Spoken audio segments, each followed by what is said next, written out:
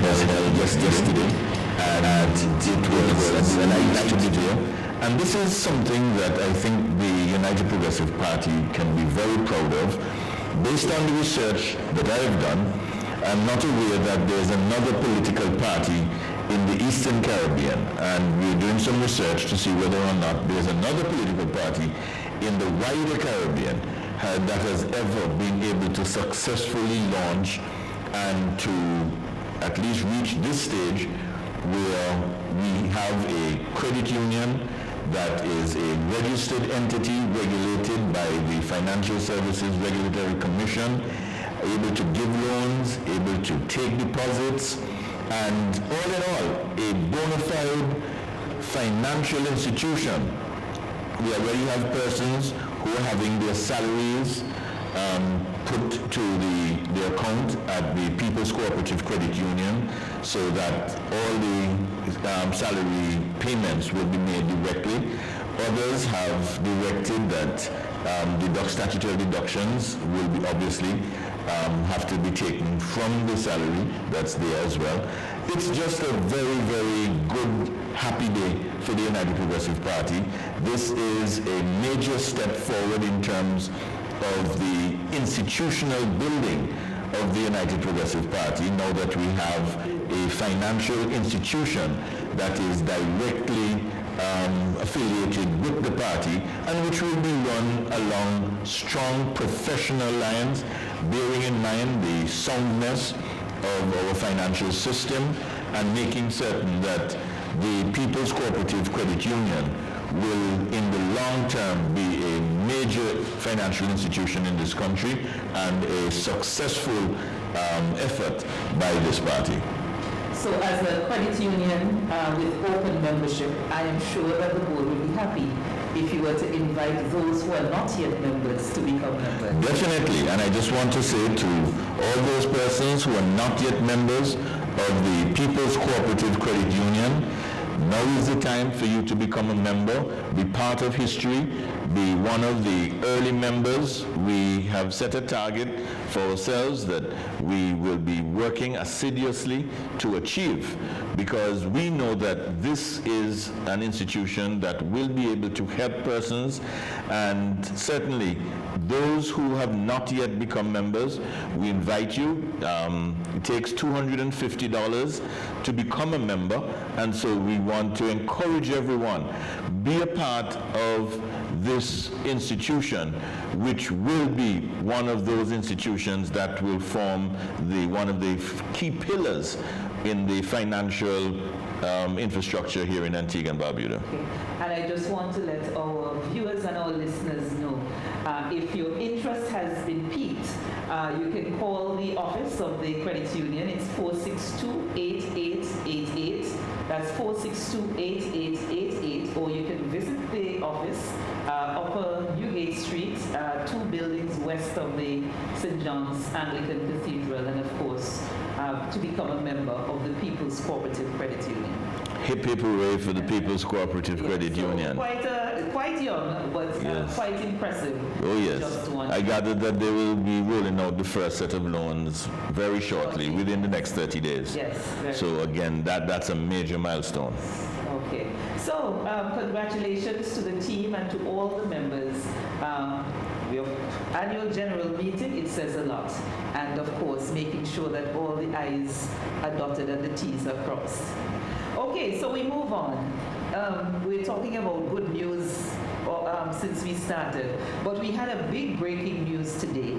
Brother George Wenner brought to the fore the whole issue of some e-books that were disposed at the Cook's dump. I would like to hear your comment first, or your impression as to what you saw, and then we can go into the implications of what actually happened. Oh yes, I want to first commend Brother Wenner for this piece of investigative journalism. And I also saw the response by the Ministry of Education, which I think was, the best that they could do, but surely not good enough, trying to make palatable something that is clearly very, very, very troubling. Now, what was revealed was that they're dumping several of the ebook actual devices. It seems as though there were hundreds and hundreds of those devices from what I could see. And certainly we heard that they had removed, according to the statement that was put out by the ministry, they said that they had removed the batteries. And we've been able to show, and Brother Wenner has been able to show, that that is really not the case. Here I have in my hand the screen, which seems fine, nothing wrong with the screen. And right here, this is the battery. The battery is attached to the screen. And there are hundreds of these with the batteries still intact. So to say that the batteries had been removed, that's clearly not the case. And then the other bit was the memory chips, or the memory cards. SD cards. The SD cards. I can show you one here, and I have before me there more than 20. And this SanDisk Ultra, this card, if you go in town at 64 gigabytes, this will set you back over $100. And I have 20 of them in front of me, randomly taken. I know someone who went to the site after the video was produced by Brother Wenner, and they were able to collect over 200 of these cards. And these cards that they were told? They were on the dump. Yeah. They were on the dump. And if you take 200 of those cards at $100 each, you're looking at 20 grand, easily. $20,000 thrown away. I mean, I'm showing you here. You're looking at $2,000 right here. Yeah. This is $2,000 here. But the point I'm making, the release from the Ministry of Education indicated that those were all retrieved Yes, from the devices. and that clearly was not the case. They're all there. So it shows, first of all, the complete failure of a failure. What do I mean by that? Now here it is. When the whole e-books saga began, it was clear that this was something that was ill-conceived and was a waste of good taxpayers' dollars for the taxpayers of Antigua and Barbuda.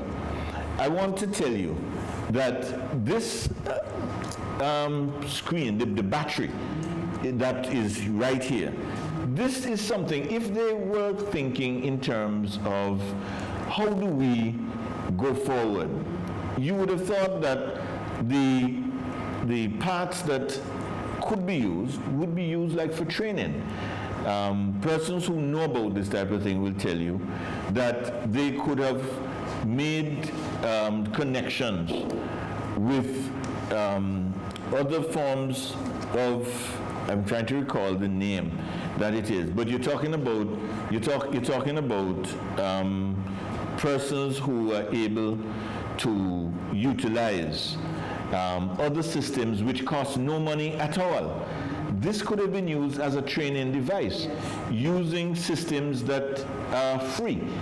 And you would have again been forgiven for thinking that when I say a failure on a failure, that it was already a bad deal. But now to just dump them, you say, so what has happened to the deal with the with Fortuna Picks? Because here it is. The statement says that the average lifespan of the device is 4 to 5 years, and that's set out in the agreement. In the agreement, they say that the average lifespan is 5 years. And the agreement is for 5 years. And the agreement actually expired on the 30th of June, 2021. So again, this raises the question. So you enter into this agreement. It's a 5-year agreement. These people provide you with these devices. And you're now just throwing them away, because if it is a 5-year device, and you're now just dumping them. So what happens from here on? So that's just $76 million that is now thrown completely down the drain. How can that be a sensible way to deal with something like this? You would have thought that they would have made sure that, like the programs that the United Progressive Party had, we had the program, the GATE program, where we were training young people in technology. This would have been perfect with all those memory cards, with the devices that we're looking at. These could have been stripped down, parts could have been reused, they could have been used for training modules. So much could have been done. Alternative uses. Not just to dump everything like if they have no value. Yes. They do have some value. They may have reached that point where they no longer have the lifespan that's expected. But another interesting thing was that some students were denied the opportunity to participate in the laptop program because when they brought back the e-books in some cases were non-functional. And they were denied, and in some cases parents had to pay for e-books that were non-functional when the students brought them back. And never worked. And the point is, many of them never worked. And what we're now hearing, the lifespan is 5 years. The agreement that I have in my hand is an agreement from April 2016. So up to 2021, you're looking at the 5-year span. So anybody, any child who's bringing back an e-book that's non-functional in 2022, they shouldn't have to pay compensate the ministry for any loss or damage. They shouldn't have to pay for replacement because you're talking about a device that has already expired. Its lifespan has now been recognized as having expired. And many students, I am told reliably, were placed at a disadvantage in relation to their SBAs and their ability to complete coursework, etc., and surely denied the opportunity to get laptops because the e-books that they had, which had passed their useful life, was non-functional. So many aspects of this problem have come to the fore. I know we're going to talk about the textbooks too, but before we get there, the e-book project, red flags were flown very early because the feeling was monies were being spent that could not be properly accounted for. We were told that there was very little, well, we know that there was very little content on the devices, and all through, we knew that they were not properly utilized. So when we look, is it an investment that just went bad from the beginning and now this has made it worse? This is an investment that went bad from the start and has gotten progressively worse. In the first place, even if you wish to discard material belonging to government or any statutory corporation, the Tenders Board kicks in. I'm not even aware that the Tenders Board was ever involved in selecting the supplier, Fortuna Picks. So that's the first thing. Then the Tenders Board Act is very clear that if you're going to dispose of items, you must get the approval of the Tenders Board. And they will make the determination as to how they are to be disposed. So anybody looking at the material and the disposal of these devices would have known that you cannot dispose of these devices with the batteries intact. It's an environmental hazard. And if you speak to anybody who understands these things, they will show you that when you dispose, and you wouldn't expect a government and a statutory body affiliated with government to be so irresponsible in the way that this thing has been done. And it all goes back to the top. The absence of any clear policy with regard to how these things are to be handled, the absence of any vision and foresight as to the alternative uses to which these devices could be put. The opportunities that have been missed in training young people.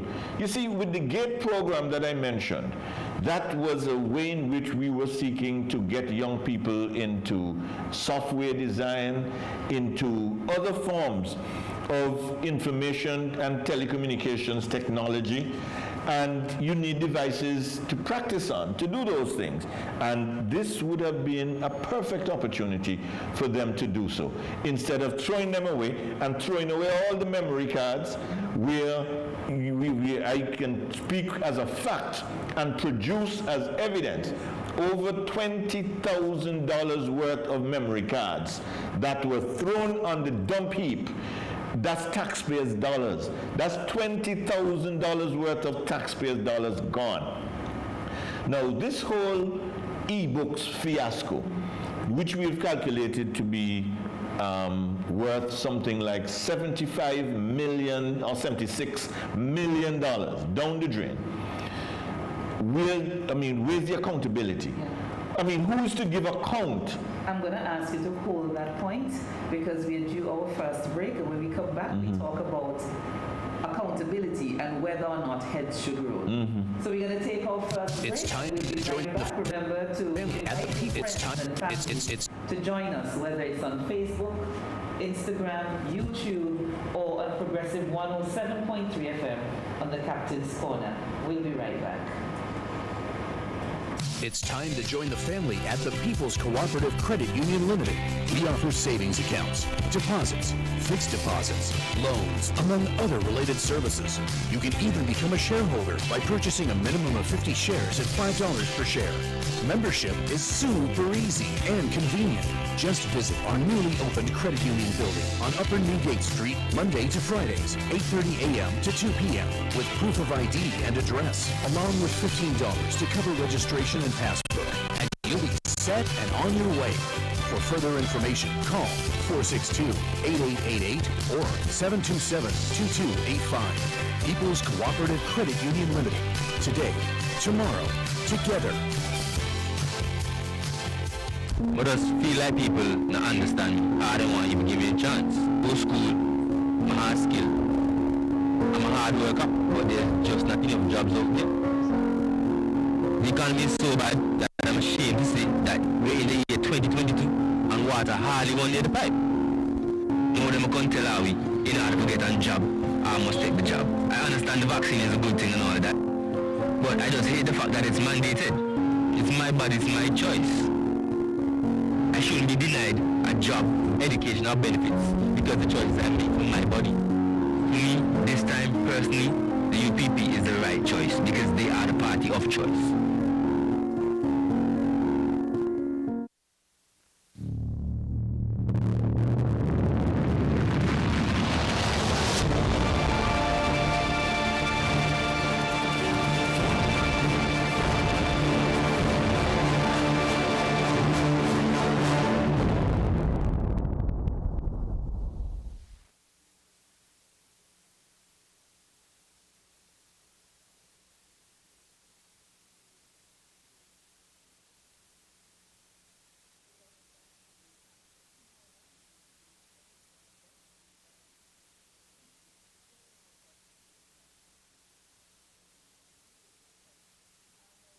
We were talking about the e-book and the whole issue of accountability or lack thereof.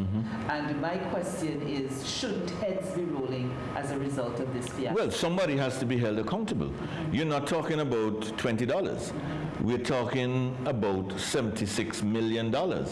Each of those devices, each of these devices, you're looking at $250 US per student per year. So that is not cheap. In the business plans for 2022, they say that they still owe Fortuna Picks from 2019 over $3 million, almost $4 million. We don't know how that has been going. But this is certainly a project where the people of Antigua and Barbuda, we did not get value for money. There's no doubt about that. We did not get value for money. I've not heard anything good about these e-books. From 2016 until the present, I have not heard anything good about the e-books. Everything that you've heard has been nothing but fumbling and bungling. And it is really a situation where the government doesn't appear to wish to give any account of this. Now, if they were going to discard these things, as I said, it should have been done in a proper way, not in a manner that creates an environmental hazard, and not to just dump things. I mean, I want to come also to the textbooks. Yes. There's a textbook, Dave, you pass that to me. This textbook is called A World of Poetry. A World of Poetry for Seasick. Now, you're telling me that this is a book that could not be donated to some community library, to, even if it is to say books of poetry are available for young people at the ministry, just come and claim one. This is a good book. It has all the poetry in it. What about this is bad? Why should this be on the dump? Why should parents be paying for things like this, where they could be easily getting them without having to compensate? For example, you know, parents would have to pay if a student damages a book or anything. And yet they have books like this that they're throwing on the dump for the bulldozer to come and scrape up and bury. It is a crying shame, and somebody should be held accountable, no matter what statement has been put out. How do you excuse this? But I would say that the excuse is a lame one, because even if a book comes out of print, it might not be a text, what you call a preferred text that is used for a particular subject, but it becomes a reference text. Of course. So even though it's not a prescribed, that's the word I'm looking for, even though it's not a prescribed text for the time in use, it becomes a reference text. So it's, I mean, how do you explain that? No, this one, a study and revision guide for CXC Caribbean history. I mean, how much has the syllabus changed to the point where movements towards emancipation, that's the topic for this particular booklet. How much will change regarding movements towards emancipation of slavery, that some young child could not benefit from this, instead of it just being thrown away down at the dump? So we've seen the devices that have been dumped. We've seen books that have been dumped. It's a fiasco. And the minister is the person who has to be held responsible, because ultimately he has oversight of the ministry, and he has oversight of the statutory body, the Board of Education. And there is no excuse. And that, as you say, that lame duck statement that was put out, trying to excuse the inexcusable, this is not something that should that we should allow to just go like that. Somebody must be made to account for that $76 million. How did that come about? Where, as far as I'm aware, there was no tendering process. How did that come about? And now, for a set of devices that have not worked, after 5 years, they're now just throwing them away. There's nothing in the agreement that speaks to Fortuna Picks replacing the devices. I would have thought, knowing that the lifespan is 5 years, unless you intended to end the ebooks program after 5 years, there should be something in the contract that says after 5 years, or upon expiry of that particular time, or the useful life of the device, that Fortuna Picks will continue to provide, even if you say that you continue to pay the $250, which is ridiculous, the $250 US per device per student, even if you say that you're going to continue to pay the license. There should be something built in whereby the devices are replaced when they have come to the end of their useful life. Other than that, what is the idea? Is the idea for the ministry now to purchase a completely new set of devices? That clearly cannot be acceptable. And I think you touched on what I wanted to ask. Does this mean that the ebook project has come to an end? And if it has, what sort of assessment has been done as to how effective it has been in helping our school children as it ought to? And if it did not work, then what? Exactly. In other words, what are the lessons? What are the lessons that they have learned? There has, other than the monies that was spent. obviously, See the return. absolutely, I agree with you. Mm-hmm. And this is something that I must say, there must be a full investigation into this matter. We need to know exactly how this went down, and why is it that we are now at the point where we're just seeing the entire thing just being dumped at the Cook's landfill. Do you see this as being symptomatic as to what is happening in wider government? I think that's a very, very good way to frame it. That as we approach the end of this failed experiment called the Labour Party government, led by Gaston Brown, everything seems to be going wrong for them. And here now we see this well-touted ebooks program that was supposed to be one of their flagship programs. We have calculated that it cost the taxpayers $76 million, and this is the sad end to which this program has come, with all the devices dumped down at the Cook's estate, the Cook's landfill, having come to the end of their useful life with nothing in the contract for replacement, and for the students not to know what the next step is going to be. So another step, another nail, I would say, another nail in the coffin of the Antigua Labour Party. Okay, and it is sad. It is really sad. And anyway, we can move on unless there's anything else you want. Well, no, I think that the work done by Brother George Wenner, I think that speaks for itself. I'm glad that the ministry responded. And in such good time. Because having responded, we now see what the explanation is, and the explanation just isn't good enough. And the Minister of Education must take responsibility for this. He and the former minister must take responsibility for this catastrophe that has befallen the nation with this ebook scandal and the ebook fiasco. Let me take your mind to another issue that came up late last week, early this week, and it has to do with the whole issue of the Mehul Choksi matter, where the court in Dominica decided to drop all the charges against Mehul Choksi in terms of illegal entry. That was dropped, and we're now seeing a lot of the pieces now coming together. I would like to have your perspective as to what has unraveled so far and what your thinking is. Well, there's an old saying which I believe most of us might have had to recite in primary school. Oh, what a tangled web we weave when first we practice to deceive. This was deception that went wrong. This was a dastardly plot that failed. It was a clear breach and violation of national law and international law, which has now blown up in the face of the Prime Minister of Antigua and Barbuda. Mehul Choksi came to Antigua as an economic citizen. Under the Constitution of Antigua and Barbuda, once you're a citizen, there is no first-class and second-class citizen. You're a citizen.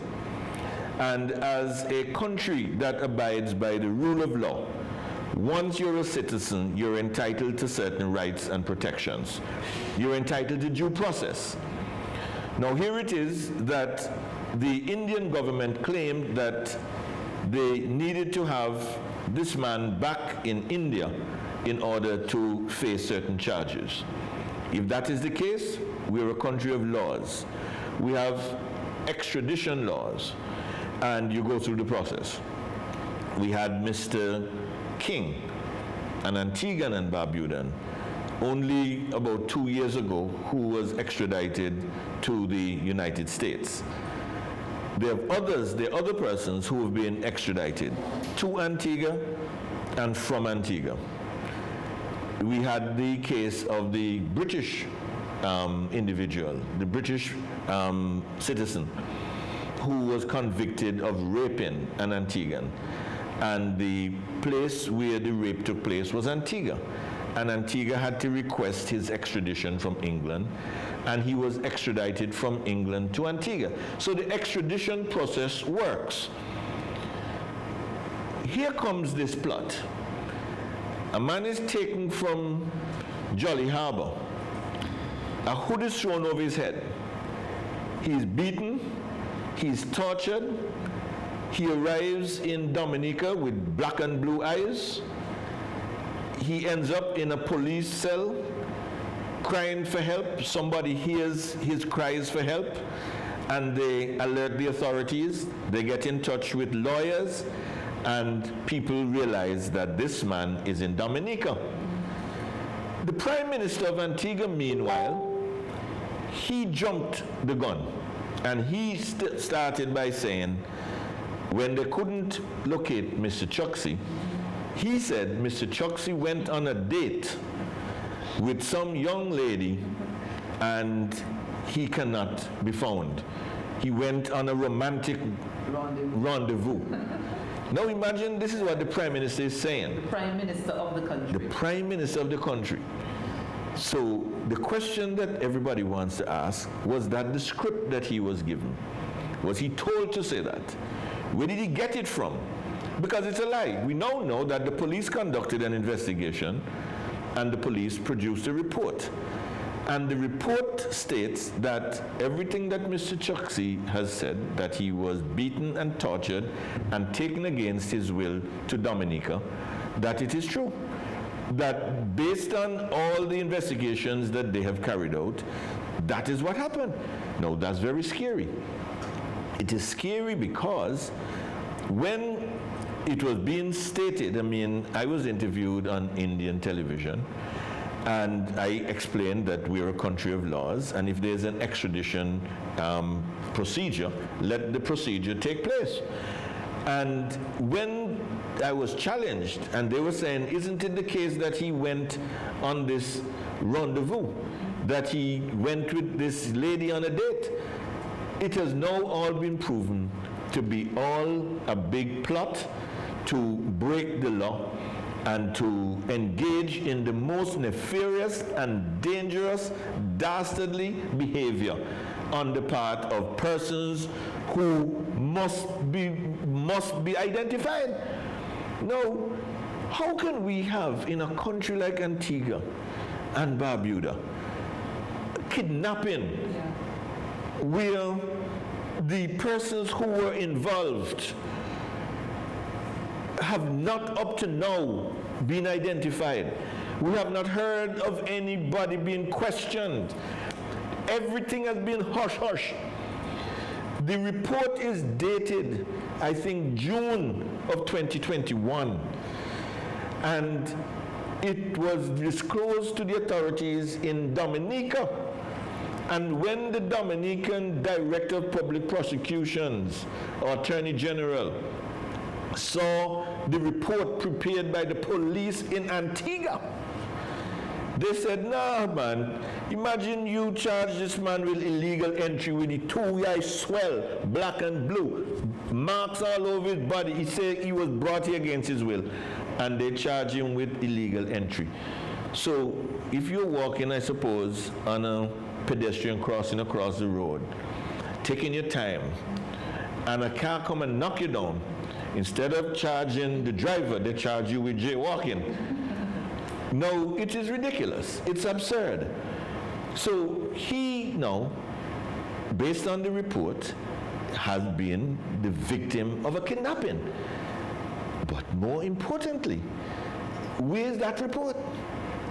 A report was prepared, we know that as a fact. So where is that report? And we're calling on the Commissioner of Police to release the report. We're calling on the Attorney General to ensure that the report is released. Why are they hiding this report? The Prime Minister came out and said that he went on a romantic rendezvous, which we now know to be a lie. He has to be held accountable. Why did he say so? Where did he get that Nancy story from? Who told him to say that? But you see, something went wrong. We don't know what went wrong, but something went wrong, and God is good all the time. And it just so happened that the whole thing burst in their faces, and we now know that from the evidence, we need clarification. Was the government of Antigua and Barbuda involved directly or indirectly in the crime of kidnapping? That's what we're talking about. We're talking about the crime of kidnapping. And was the state of Antigua and Barbuda, through any agency, was it involved? How could this have happened in broad daylight? How is it that nobody saw anything? How is it that nobody has been charged? How is it that nobody is brought in for questioning? How is it that a report is prepared and it is pushed under the carpet? We hear nothing about it, and we're talking about the crime of kidnapping, and not just kidnapping in Antigua. If you kidnap somebody in Grace Farm and you take them to Cedar Grove, police will lock you up. You can do a lot of jail time for that. Much more when you take somebody from Antigua, put them on a boat, transport them to Dominica. That's an international crime now. And I'm so, I have to say, ashamed that we as a nation could find ourselves in a position where all the evidence, there seems to be an effort to hide the evidence of this crime that was committed. And that's my focus. My focus and the focus of our party must be to ensure that the law is respected, that something like kidnapping cannot take place with impunity, and that nobody is held accountable for it. That can't happen, because today it might be Choksi, who was born in India, but who is a citizen of Antigua. Tomorrow it could be you. Tomorrow it could be me. Tomorrow it could be somebody who is an inconvenient opponent of this regime. It shows, and until they are able to show that they were not involved, there is a presumption that they were involved. There has to be a presumption that they were involved. All the facts point to some involvement at a very high level. And the Prime Minister needs to come to the public and make a clear statement. He needs to come clean. Why did he come with that Nancy story to start with when he knew that it was a lie? Why did he come with that? He needs to explain that to the people of this nation, or else we must admit to ourselves that we are living with a rogue government. We are living with a bandit government.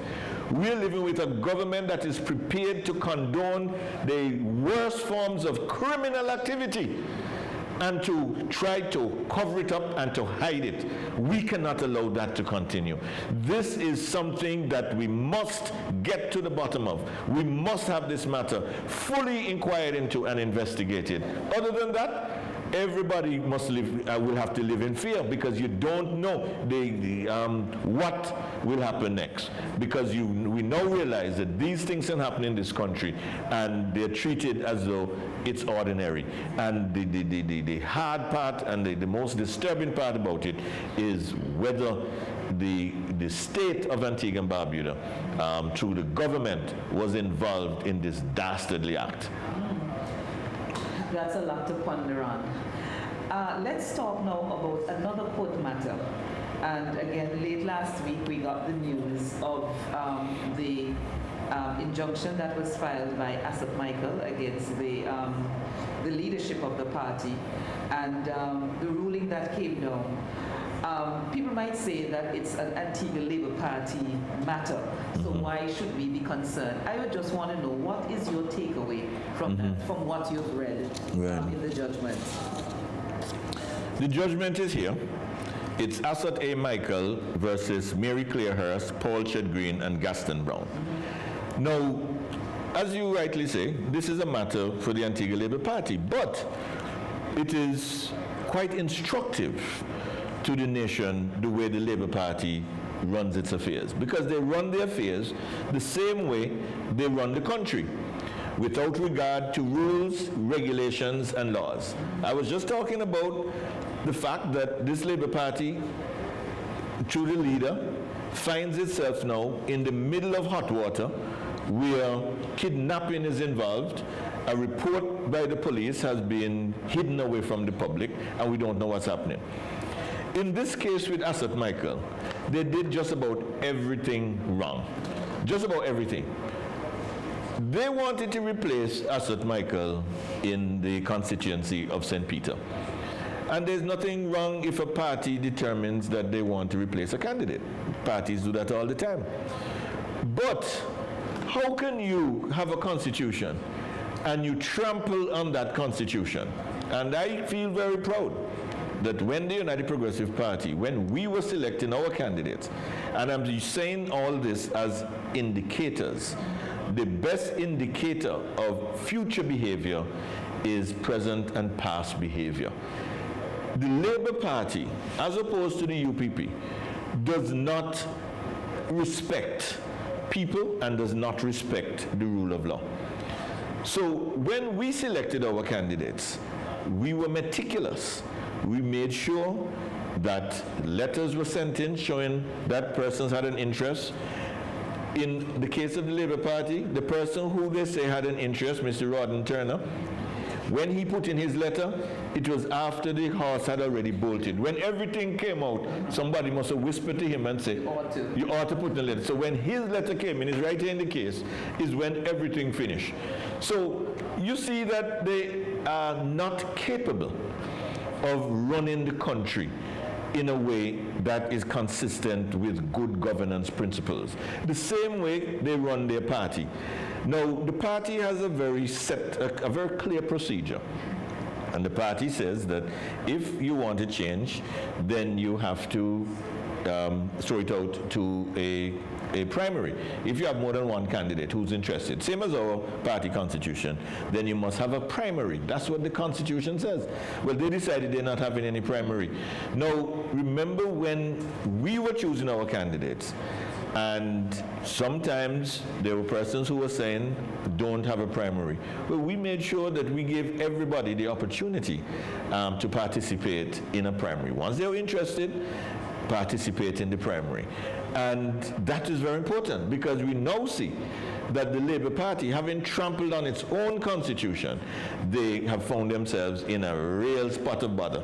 Now, the most recent revelation, which I believe is going to really tie their hands, and it is for us to just buy the popcorn, buy the soda, sit back and watch these comics entertain us with their foolishness.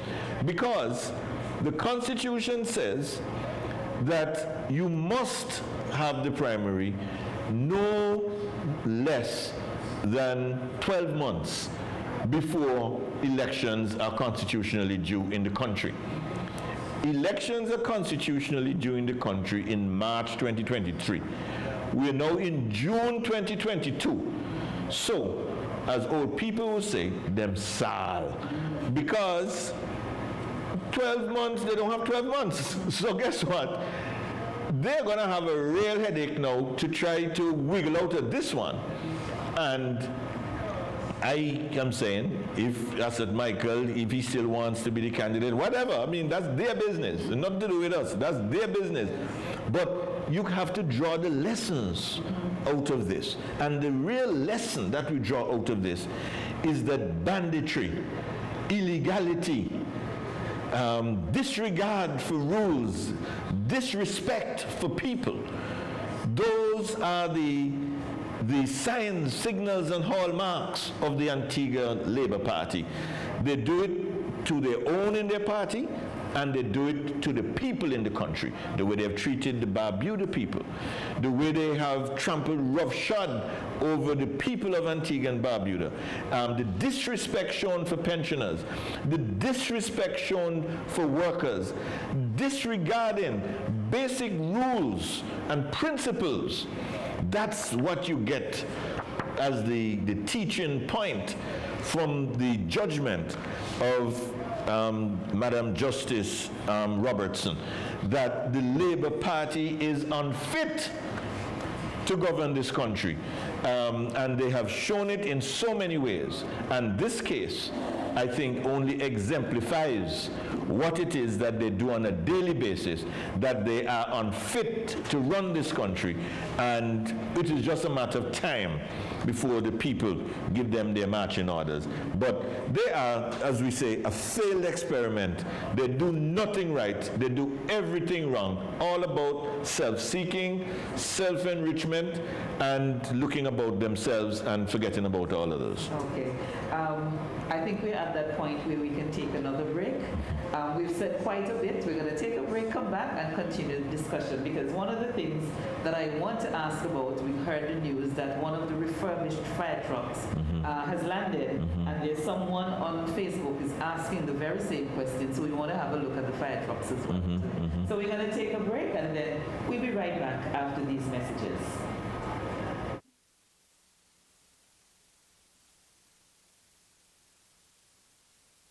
It's time to join the family at the People's Cooperative Credit Union Limited. We offer savings accounts, deposits, fixed deposits, loans, among other related services. You can even become a shareholder by purchasing a minimum of 50 shares at $5 per share. Membership is super easy and convenient. Just visit our newly opened credit union building on Upper Newgate Street, Monday to Fridays, 8:30 a.m. to 2 p.m. with proof of ID and address, along with $15 to cover registration and passbook, and you'll be set and on your way. For further information, call 462-8888 or 727-2285. People's Cooperative Credit Union Limited. Today, tomorrow. The right Saturday hangout spot is about to open. And who better to socialize with than the United Progressive Party? Food Zone by the Sea. Food Zone by the Sea. On Pensioners Beach, the newest Saturday night hangout in Antigua. Great food, a well-stocked bar, and non-stop entertainment for everyone.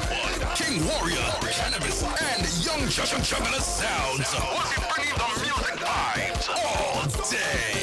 You'll also be entertained by performances from Queen Ivina, singing Althea, G.E., Island Prince, Lyrical Reds, Lipnostic, Black Maddie, Mukaya, and the Cutting Edge Band.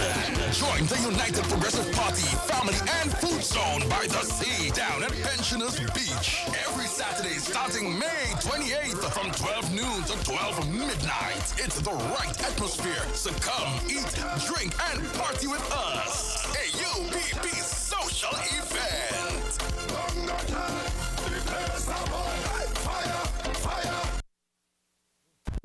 Just feel like people don't understand me. I don't want you to give me a chance. Go to school, I'm a hard skill. I'm a hard worker, but there's just not enough jobs out there. The economy is so bad that I'm ashamed to say that we're in the year 2022 and water hardly one near the pipe. No, them can't tell how we, in order to get a job, I must take the job. I understand the vaccine is a good thing and all that, but I just hate the fact that it's mandated. It's my body, it's my choice. I shouldn't be denied a job, education, or benefits because the choices I make for my body. For me, this time, personally, the UPP is the right choice because they are the party of choice.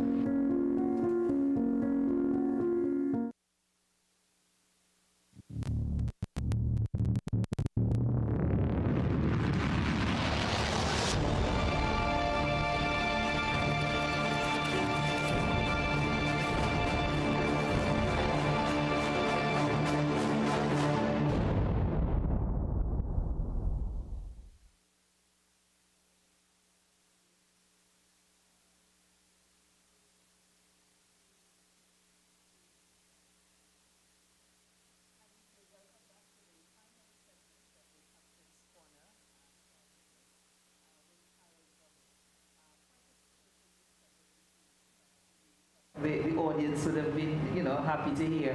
I want to, as I said, make mention of the fire truck that has been in the news for quite a bit before we get to speak about your constituency, which you haven't done as yet. We got the news today that one refurbished fire truck has arrived on the island. And I smile when I say that because you were making the point earlier of the e-books and they can be refurbished for other things.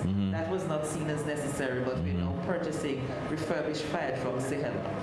Yes. Again, it's just a sorry tale.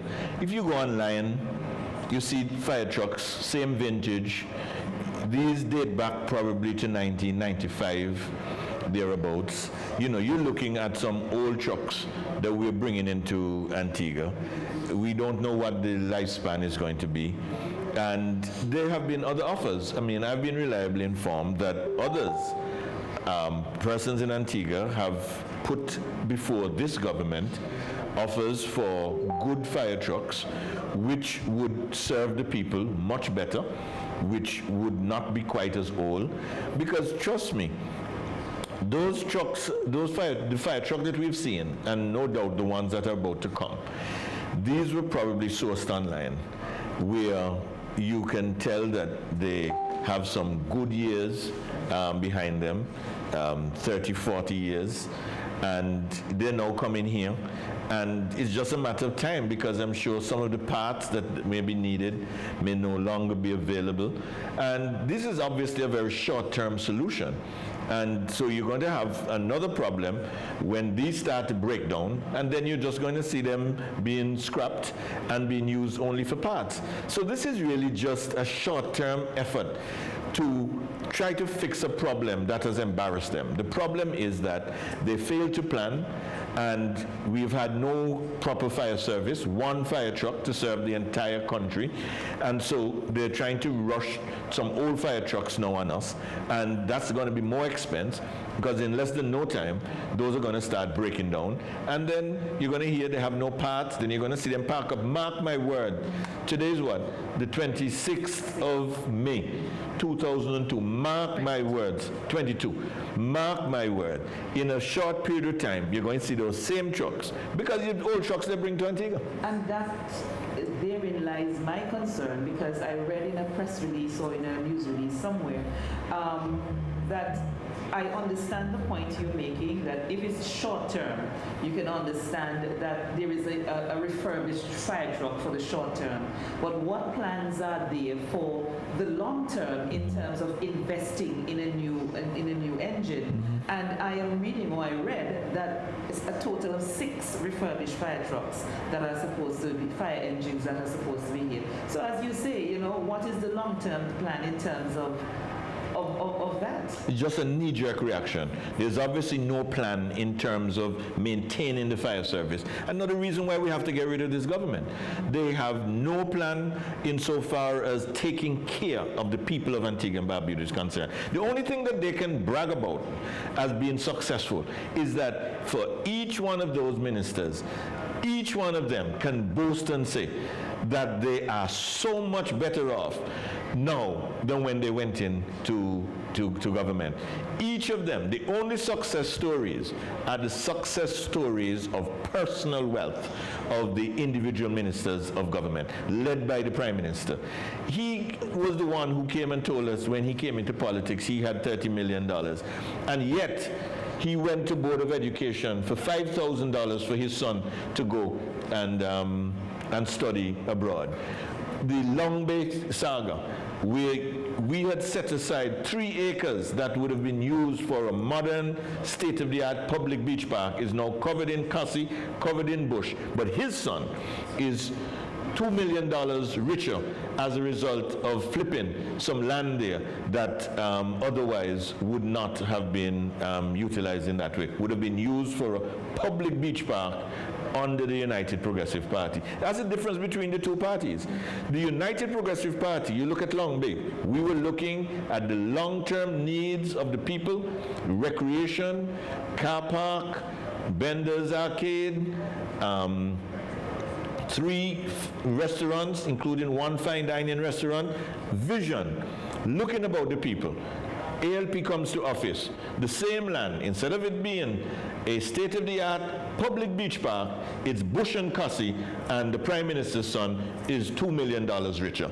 ALP versus UPP. Self-enrichment versus people empowerment. That's the difference. It's a stark difference when they say the two parties are the same. No way. And there's the whole issue of what is happening at Long Bay, but I guess we can discuss that at another topic, or you want to? No, well, I just want to say that, you know, this is a very troubling issue, but I want to get some more facts on that, and next week I believe we can deal with that. But I just wanted to give a big shout out to the good people of St. John City East. You know my favorite phrase, the love is back. You know, it's really a very warm feeling. I love people. I love the people of St. John City East. That's where I grew up from a teenager. And I just want to see good for my people. And mainly to the young people. I just want to reassure them once again that the type of neglect that they have experienced under this administration will not happen under UPP administration, and not whilst I am leader of the party and representative for St. John City East. I want to let them know of the great plans that we have for not only job creation, but for young people to get into business. I know a lot of young people who really want to get into business, and we're going to have a program that will hold them by the hand and help them to become successful business people in whatever area or endeavor that they want to pursue.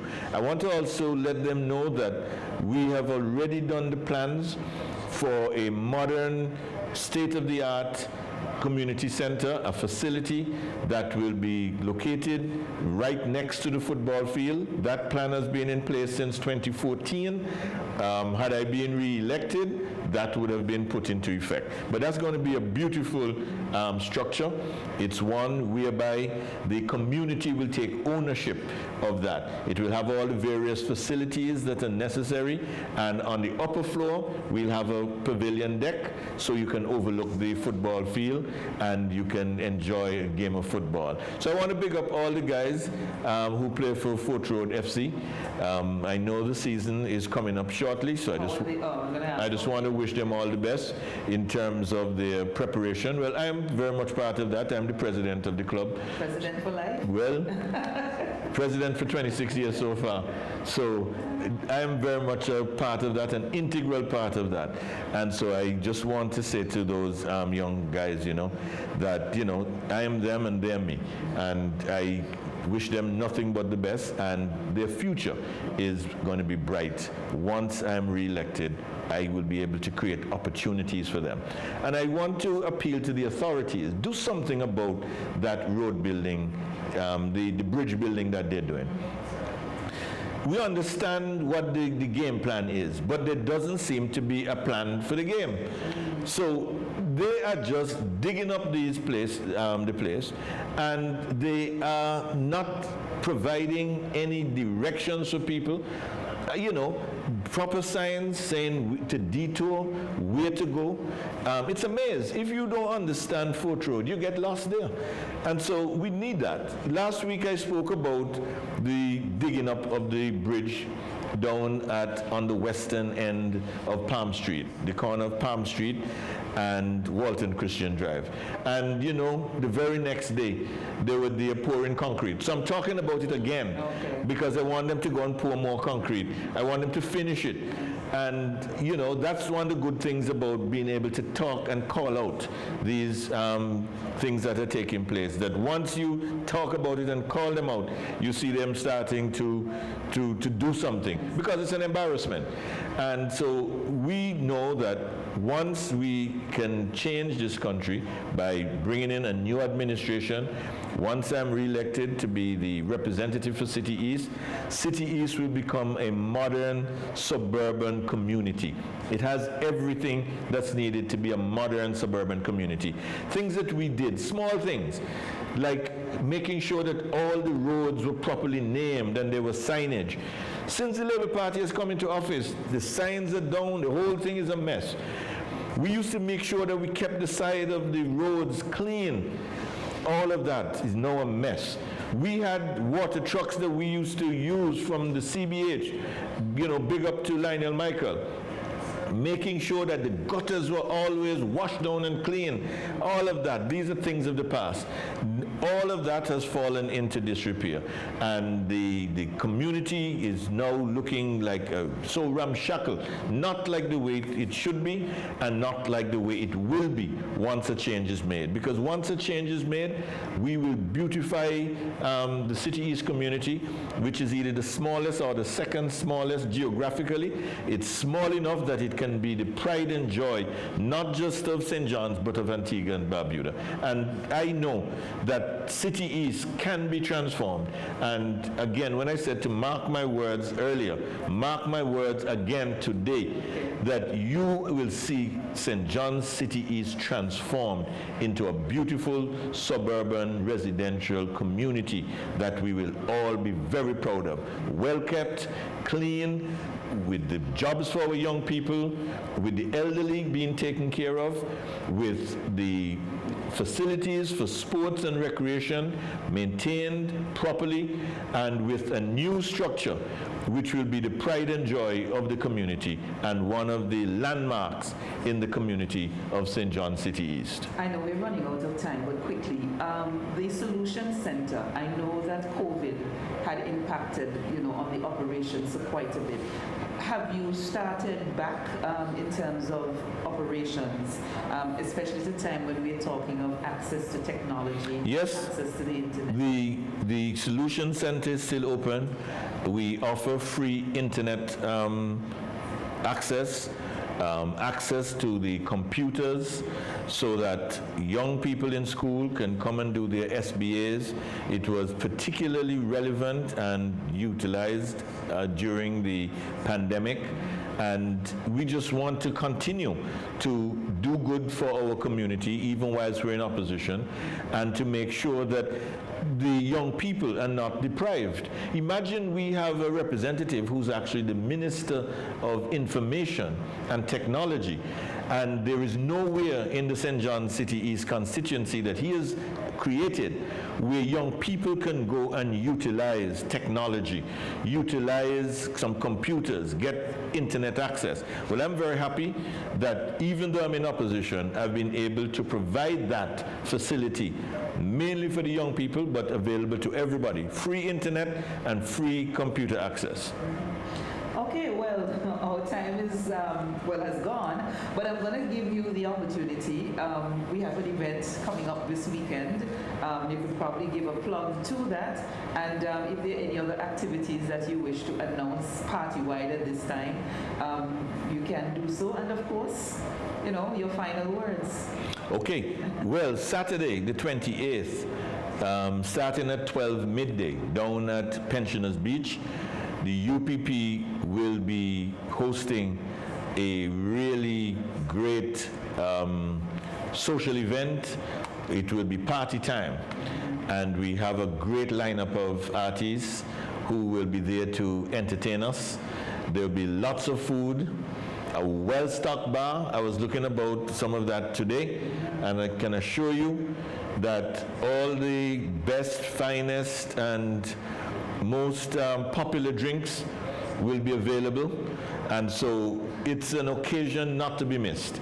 We're inviting everybody to come down to Pensioners Beach on Saturday from 12 midday to 12 midnight. So make sure you pace yourself. Whatever it is whatever your favorite beverage is, just pace yourself. Even if it's ginger beer, pace yourself so that at the end of the day, you'll be in good shape. And it was food and entertainment. Food and entertainment and drinks galore. So make sure you show your face in the place. And persons have been asking whether or not there's an admission. There's no admission fee. There's no admission fee, but we are inviting persons to come and own a piece of the campaign. And so it's entirely up to you, but feel free to make a contribution towards the party. No amount is too large, no amount is too small. So come, make your contribution, own a piece of the campaign, because this is a winning campaign. And we know that whenever the elections are called, we will be victorious. And so we're inviting you, come on down, own a piece of the campaign. And don't forget, the United Progressive Party, UPP, the right choice. Yes. And so let's spread the word far and near. UPP, The right choice. the right choice. All right. Well, I want to say thank you very much. We've gone over time. Thank you, Harold Lovell, for another very interesting discussion conversation this evening. We look forward to the next one.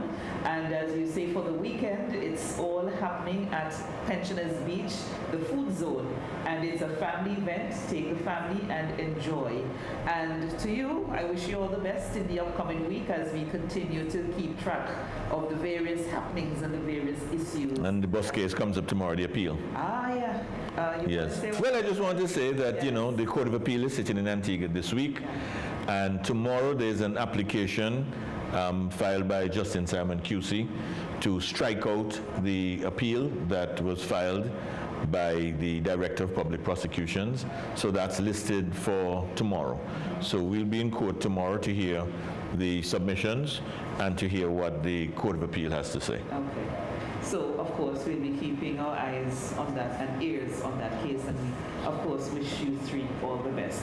So, on behalf of all of us here from the Captain's Corner, I'm Shawn Nicholas saying thank you so very much for listening.